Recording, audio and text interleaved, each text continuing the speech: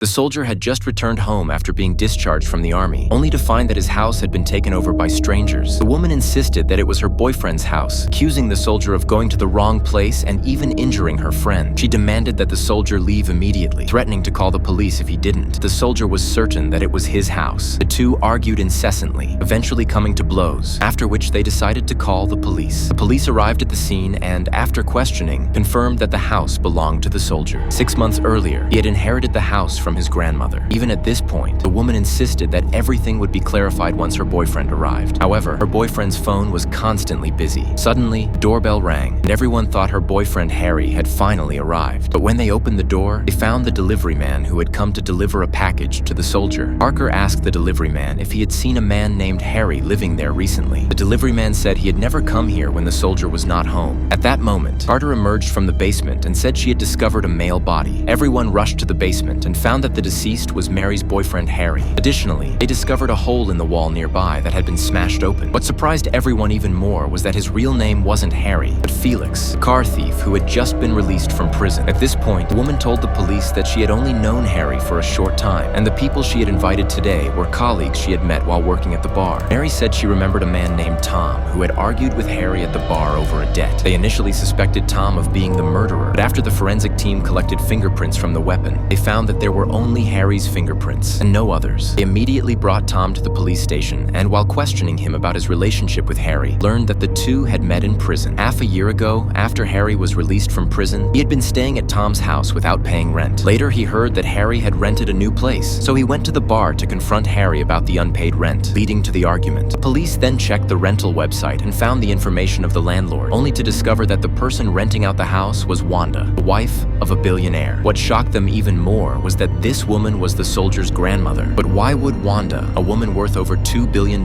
secretly rent out her grandson's house?